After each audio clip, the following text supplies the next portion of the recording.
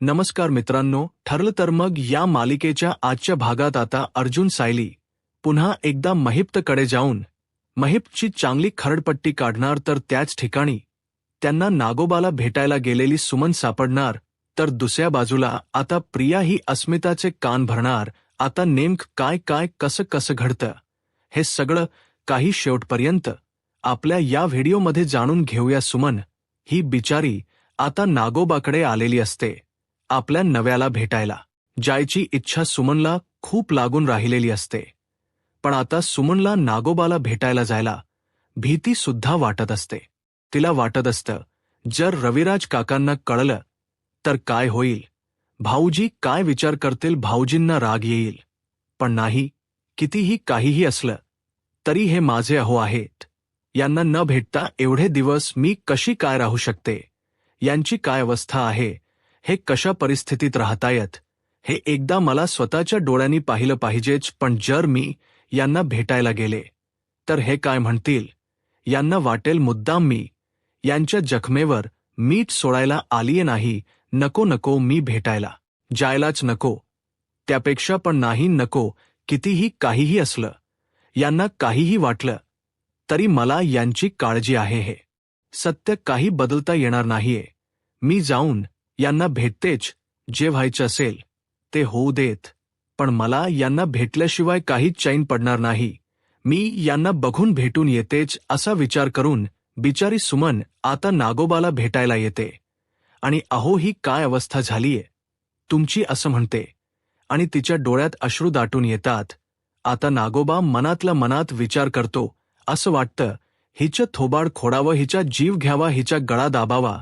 आज माझ्यावर ही जी काही वेळ आली आहे ते हिच्यामुळे आलीये. नाही नागराज, नाही, शांत हो, शांत हो. सध्या जर तुला तुरुंगातून बाहेर पडायला कोणी मदत करू शकणार असेल तर ती फक्त हे एकमेव बावळट बाई आहे. जर हिने सांगितलं तर, आणि फक्त तरच दादा तुला जेलच्या बाहेर निघण्यासाठी मदत करू शकतो. आणि दादाने जर केस मागे घेतली तर सर्व व्यवस्थित होऊ शकतं. मग नागराज आता सुमन बरोबर प्रेमाने बोलू लागतो. तो सुमनला म्हणतो, बघतेस ना सुमन, तुझ्या नव्याचे काय हाल होतायत ते मला मान्य आहे. मी तुझ्याशी वाईट वागलो, पण सुमन मला त्या प्रत्येक गोष्टीचा खूप पश्चाताप आहे. सुमन म्हणते, अहो पण तुम्ही जे वागलात ते चुकीचं होतं. नागराज म्हणतो, अगं मला माझी चूक कळते आणि मला पश्चाताप सुद्धा होतोय. सुमन आता मला इकडून बाहेर निघायचंय, मला सुधारायचंय. सुमन मला मदत कर. सुमन म्हणते, अहो मी काय मदत करणार तुमची, उलट मला तुमची दया आली, आठवण आली म्हणून मी तुम्हाला भेटायला आले. तर तोपर्यंत इकडे आता सायली, अर्जुन त्या बाईला भेटायला गेलेले असतात जिच्याकडे सदाशिवा आणि मैनावतीने त्यांच्या मुलीला विकलेलं असतं. सायली, अर्जुन तिकडे जातात, तिला चांगलं दमकवतात, घाबरवतात आणि सांगतात की हे बघ, जे काही सत्य असेल ते गुपचूपणे आम्हाला सांगून टाक. आमच्यापासून काहीही लपवाछपवी करण्याचा प्रयत्न करू नकोस, कारण जितकी जास्त लपवाछपवी करण्याचा तू प्रयत्न करशील तितकी जास्त या सगळ्यामध्ये तू गोवली जाशील, तू अडकशील. त्यावेळी मग मात्र ती बाई घाबरते आणि ती बाई सरळ शब्दात सांगते की तुम्हाला जर बबली लोखंडेची खरी ओळख हवी असेल तर तुम्ही एक काम करा. बबली ज्या शाळेत होती लहान असताना, त्या शाळेमध्ये ज्या ती माझ्याकडे आली तेव्हा 5 वर्षांची होती.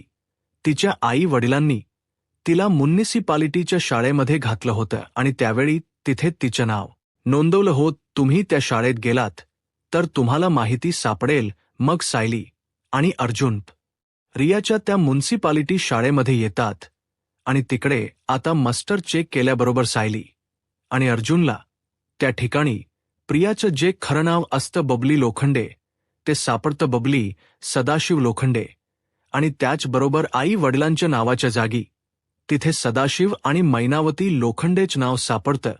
तिथे प्रियाची खरी जन्मतारीख सुद्धा असते आणि प्रियाचा खरा खोटो सुद्धा असतो. आता हे सगळं पाहिल्यानंतर सायली आणि अर्जुनला ही गोष्ट क्लिअर होते की याचा अर्थ बबली लोखंडे म्हणजेच प्रिया ही आहे आणि बबली ही आपल्या घरामध्ये खोटी खोटी तन्वी म्हणून घुसलेली आहे आता अर्जुन म्हणत असतो आता तर मी प्रियाला सोडणार नाही.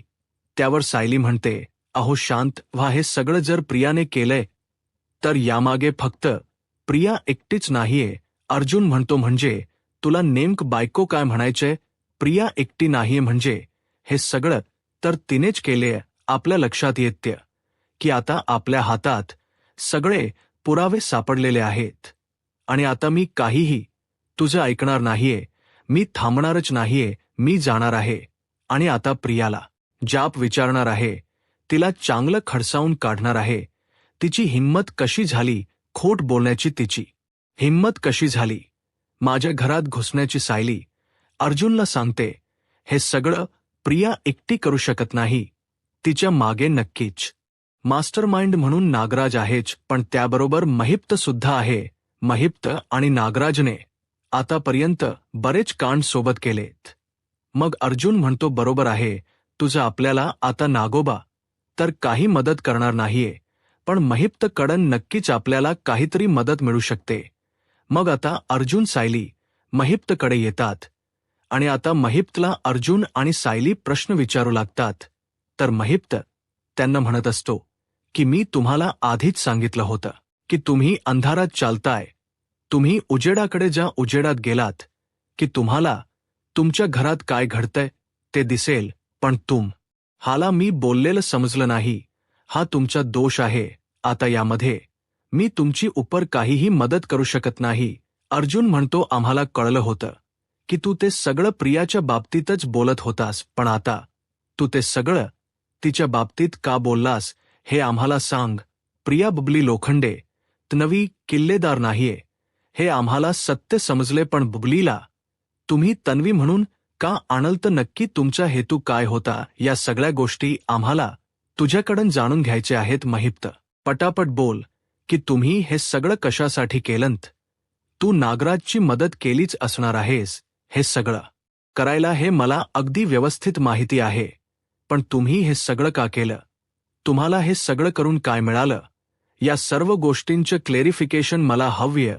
मग आता लगेचच महिप्त हा सांगतो पटापट अर्जुनला की हे सगळं नागोबाने प्रॉपर्टीसाठी केलं. त्या किल्लेदारने ती सगळी प्रॉपर्टी त्या मूर्ख मुलीच्या म्हणजे प्रियाच्या नावावर केली असते आणि मग त्या प्रियाने ती सगळी प्रॉपर्टी नागराजला देऊन टाकली असते, असा आमचा प्लॅन होता.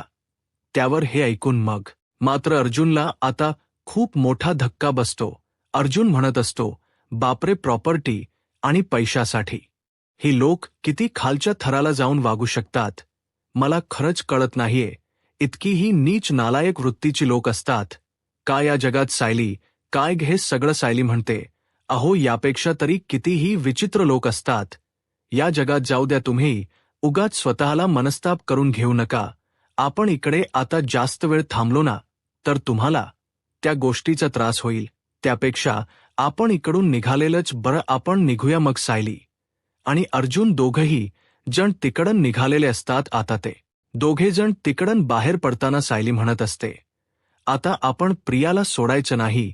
जर तिला मी जन्माच्या दल घडवली ना तर माझं सुद्धा नाव सायली नाही. अहो ती काय समजते काय स्वतःला? माझ्या घरातल्यांना फसवते, माझ्या घरच्यांशी खेळते. त्यावर अर्जुन म्हणत असतो, तरीही जेव्हा ती तन्वी म्हणून परत आली होती ना तेव्हा घरातल्या सगळ्यांशी ही मन तिने जिंकली होती, कारण ती प्रतिमाहत्याची मुलगी होती म्हणून सगळेजण तिच्या सर्व चुका पोटात घालत होते. पण मी खरं बोलू का, तुला ती तन्वी आहे असा माझा तेव्हाही विश्वास वाटत नव्हता. पण काय करणार, रविराज काकाने सर्व गोष्टींची खात्री करून घेतलेली आहे असं सांगितल्यामुळे मग मला सुद्धा विश्वास ठेवावा लागला. सायली म्हणते, पण आता आपल्याला शेवटी सत्य समजलं आहे ना, मग आता आपण तिच्यावरती विश्वास ठेवणं तर दूर, तिला नजरेवर सुद्धा उभं करायचं नाही. मला सुद्धा असं झालंय की कधी एकदाची मी प्रियाला घरातून बाहेर काढते. ती प्रिया म्हणजे ना आपल्या सुभेदारांच्या घराला लागलेली वाळवी आहे. वाळवी, ती वाळवी लवकरात लवकर काढली तरच घर स्वच्छ आणि साफ होईल. आता हे सगळं सायली अर्जुन बोलत बोलत चाललेले असताना अचानक सायलीची नजर सुमन काकूवर पडते. सायली अर्जुनला म्हणते, अहो थांबा जरा, एक मिनिट, अर्जुन म्हणतो. काय झालं? आता साधा सुमन काकूंना पाहिल्यासारखं होत्या. बहुतेक तिकडे सुमन काकू आहेत. अर्जुन म्हणतोस बायको काहीही काय? सुमन काकू इकडे काय करेल? सायली म्हणते. मी बघितले सुमन काकूना. तुम्ही थांबा बरं. मग अर्जुन म्हणतो अगं पण सायली म्हणते थांबा. मग आता ते दोघं पुढे जाऊन बघतात तर तिथे खरोखर सुमन असते. सायली. अर्जुनला बघून सुमन घाबरते. सायली, अर्जुन तिला विचारतात की सुमन काकू, खूप दिवसांनी दिसलात, पण तुम्ही इकडे काय करताय? सुमन घाबरलेली असते आणि ती म्हणते नाही, काही नाही, मी ते आपलं, मी ते सहजच आपलं. त्यावर सायली म्हणते, सुमन काकू, तुमच्या या तोतरण्यातन आणि गडबडण्यातन आम्हाला स्पष्टपणे क्लिअर होते की तुम्ही इकडे नागराज काकांना भेटण्यासाठी आला होतात. बरोबर बोलतोय ना? आम्ही सुमन काकू आहो. पण ज्या माणसाने तुमचं आयुष्य उद्ध्वस्त केलं, तुम्हाला वेड बनवण्याचा प्रयत्न केला, ज्या माणसामुळे तुमचं घर मोडकळी झालं, तुमचं आयुष्य उद्ध्वस्त झालं, त्यात अशा हलकट हरामखोर माणसाला भेटायला येण्याची सुमन काकू तुम्हाला काय गरज होती? कशाला आलात तुम्ही इकडे नागराज काकांना भेटायला? हे बघा सुमन काकू, मला मान्य आहे की तुम्हाला नागराज काकांची आठवण वगैरे येणं स्वाभाविक आहे, साहजिक आहे. पण आता कितीही आणि काहीही असलं तरी तुम्ही तुमच्या मनाला आवर घातला पाहिजे. नागराज काकांनी आतापर्यंत तुम्हाला बायको म्हणून कधीही प्रेमाने वागवलेलं नाही, कधीही चांगलं तुमच्याबरोबर बोलले नाही. मग तरीही आज नागराज काका जेव्हा अडचणीत आहेत तेव्हा तुम्हाला त्यांची एवढी काळजी वाटायची काय गरज आहे? नागराज काकांनी तुमच्याबरोबर काय काय केलं हे सगळं तुम्ही विसरलाय का? सुमन काकू अहो, आठवा ते दिवस जेव्हा नागराज काकांनी तुम्हाला एका अंधाया खोलीमध्ये डांबून ठेवलं होतं. आठवा ते दिवस जेव्हा नागराज काकांनी तुम्हाला डांबून ठेवलं होतं आणि खायला देणं तर दूरची गोष्ट, ते तुम्हाला पाणी सुद्धा विचारत नव्हते.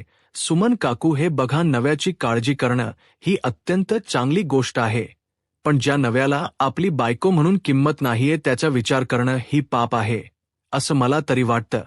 त्यावर सुमन म्हणते, सायली, अगं काय करू? तुझं सगळं पट्ट, मेंदूला सगळं पट्ट सुद्धा, पण मनाला वळत नाही ना काहीही. आणि कितीही असलं तरी नवरा आहे, ते माझं लग्न झालंय, आमचं दोघांचं 20 वर्ष, तब्बल 20 वर्ष संसार केलाय मी त्यांच्याबरोबर, रडत खडत पडत झडत, कसंही काहीही असलं तरी त्यांच्याबरोबर माझं नातं आता आहे. आणि सायली, काहीही आणि कसंही असलं तरी नातं एवढं पटकन नाही नग संपवतायत. आता बघ ना, तन्वीचंच आणि प्रतिमा वहिनींचंच. त्यावर सायली म्हणते, प्रिया आणि प्रतिमा, त्यांचं काय झालं? त्याबरोबर मग लगेच आता ती म्हणू लागते, आज प्रतिमा ताई सर्वी खेळणी वगैरे काढून बसल्या होत्या. तन्वीच्या लहानपणीची. जेव्हा मी त्यांच्याकडे गेले तेव्हा त्यांना विचारलं, काय करताय तुम्ही? काही सगळी खेळणी वगैरे काढलीत तन्वीच्या लहानपणीची. तेव्हा त्या मला म्हणाल्या की म्हणजे तन्वीचं हे लहानपणीच रूप, तन्वीचा चेहरा, हे सर्व पाहिलं ना की मला अगदी छान वाटतं, मन अगदी भरून येतं. तन्वीवरती भरघोस माया करावीशी वाटते. पण आता ही मोठ्यापणीची तन्वी पाहिली ना की मग मात्र माया, प्रेम, ममता, मनातलं सगळं कुठे अचानक एकाएकी हरवून जातं, काही कळत नाही. मी त्यांना म्हटलं की हे सगळं ती कारस्थान करते म्हणून झालं असेल, पण त्याच्यावर त्या काय म्हणाल्या माहिती नाही. आपलं मूल कितीही वाईट असलं, कसंही असलं तरी आई कधीही त्याच्यावरती प्रेम करायचं थांबवत नाही. आईच्या आपल्या मुलांवर प्रेम कायम खरंच आणि तितकंच राहतं. पण जर आईचं आपल्या मुलांवर प्रेम राहतं, कारण ते नातं असतं, जिथे नातं असतं तिथे ओढ असतेच. तर मग माझं तर यांच्याबरोबर 20 वर्षाचं नातं जोडलं गेलंय. अगं, तुला माहिती आहे, मला जेव्हा अक्कलही आली नव्हती ना तेव्हा माझं यांच्याबरोबर माझ्या आई वडिलांनी लग्न लावून दिलं. ज्या वयात मुली कॉलेज करतात, शाळा शिकतात, प्रेम करतात, त्या वयात माझं लग्न झालं. त्या वयात माझ्यावर घराची जबाबदारी पडली आणि तेव्हापासून आजपर्यंत मी यांच्याशिवाय दुसऱ्या व्यतिरिक्त कोणाचा विचारच केलेला नाहीये. त्यामुळे आज जर हे अडचणीत आहेत किंवा यांना कसला त्रास होतोय ना, तर मला सुद्धा शांत नाही बसवत आहे. मला मान्य आहे, यांची चूक आहे, चूक नाही यांचा गुन्हा आहे आणि त्या गुन्ह्याला माफी मिळणारही नाही, हेही मला माहिती आहे.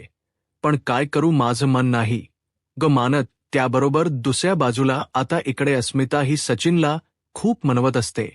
ती म्हणत असते, सचिन चलना चलना, प्लीज सचिन चल, ऐक ना माझं, आपण बाहेर सगळ्यांबरोबर बसूया, खाऊया, सचिन चलना. असंख्य खोलीमध्ये बसून बसून मला खूप बोर व्हायला लागलंय सचिन, मला माझ्या माणसांबरोबर एन्जॉय करायचंय, राहायचंय.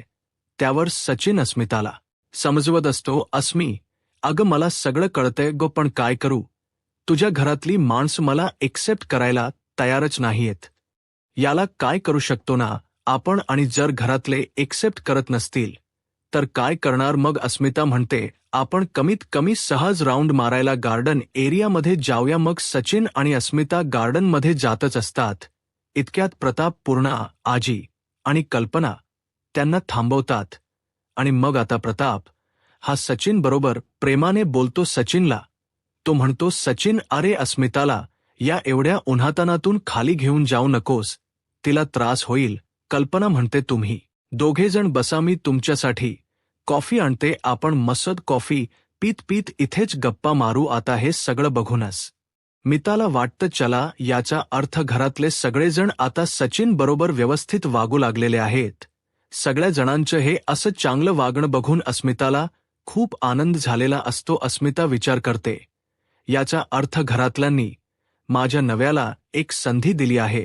आता सचिन आणखीन चांगलं वागेल आणि सगळ्यांचं मन जिंकेल, असं तिचं म्हणणं असतं. पण आता हे सगळं काही प्रियाला बघवत नसतं आणि त्यामुळे आता प्रिया त्या ठिकाणी येते. प्रिया ही अस्मिताला म्हणत असते, अस्मिता मला मान्य आहे की सध्या तू खूप खुश आहेस, घरातले सगळेजण तुझ्या नव्याबरोबर चांगलं वागतायत हे बघून तुला खूप जास्त बरं वाटतंय, आनंद वाटतोय, समाधान वाटतोय. हे सगळं जर सत्य असतं ना तर मला सुद्धा एवढंच आनंद झाला असता, मला सुद्धा हे खूप बरं वाटलं असतं. पण खरं सांगू का, हे सगळं काही नाटक आहे. त्यावर अस्मिता म्हणते, काय. त्यावर प्रिया म्हणते, हो हे सगळं नाटक आहे आणि हे सगळं तुझ्या चांगल्यासाठी सुरू आहे. सध्या तू प्रेग्नेंट आहेस आणि प्रेग्नंट असतानाही तू आनंदी नाही आहेस, खुश नाही आहेस. म्हणून सायलीने घरातल्या सगळ्यांना नाटक करायला लावलंय की आपण सगळ्यांनी नाटक करायचं सचिन बरोबर अस्मिता समोर, तरी कमीत कमी चांगलं वागण्याचं. मग आपण जर सतत सचिन बरोबर अस्मिता समोर चांगलं वागलो तर अस्मिता हिला बरं वाटेल आणि अस्मिता खुश राहू लागेल. खरं बोलते मी, माझ्यावर विश्वास ठेव. त्याबरोबर अस्मिता म्हणते, गप्प बसा, माझा तुझ्यावर ना विश्वास सोड, काडी भरही विश्वास नाहीये. कारण काय आहे ना, घर कसं खोडायचं, घरात भांडणं कशी लावायची, घरात कलेश कसा करायचा, हे तुझ्या व्यतिरिक्त घरात आपल्या कोणालाही माहीत नाहीये. मला माहिती आहे ना, तू हे सगळं मुद्दामून मला सांगते जेणेकरून मी जावं सायली अर्जुन बरोबर भांडावं, वाद घालावे, बरोबर ना. हे बघ, तू कितीही भांडण लावण्याचा प्रयत्न केलास ना तरी मी असं काहीही करणार नाहीये.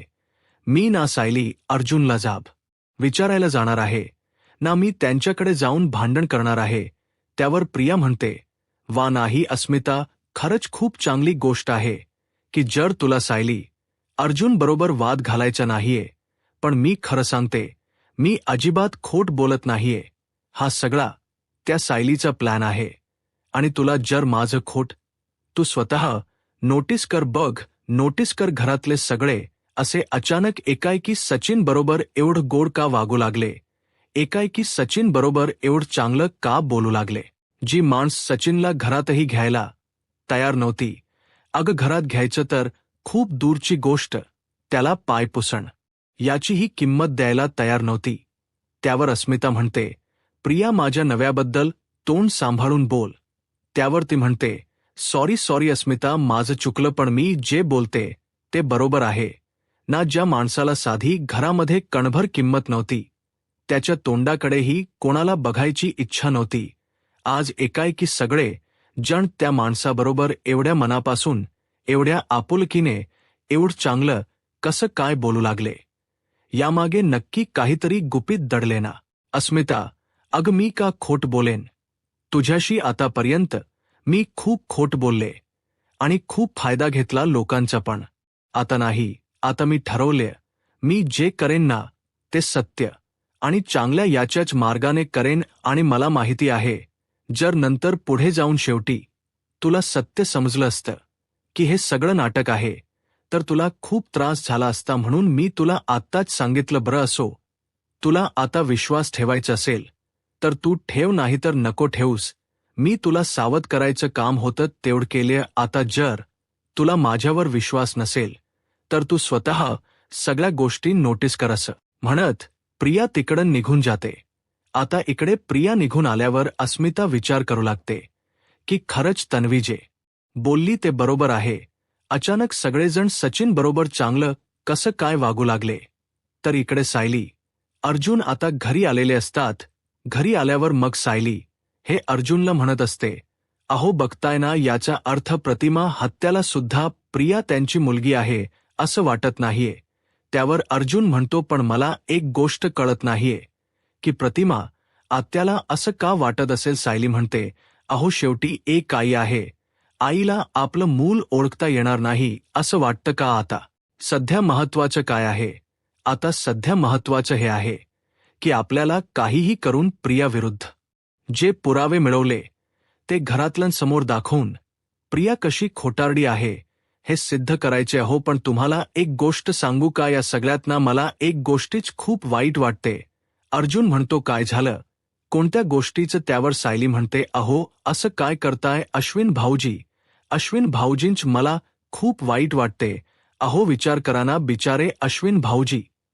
त्यांनी तर एवढं मनापासून प्रेम केलं होतं प्रियावर आणि त्यांना हे सगळं काय मिळालं त्या बदलात? त्याबरोबर मग अर्जुन म्हणत असतो, हे बघ, जे काही असेल ना बायको, ते सगळं मला मान्य आहे, पण हे जे काही त्याने केले ती सगळी चूक तर त्याचीच आहे ना.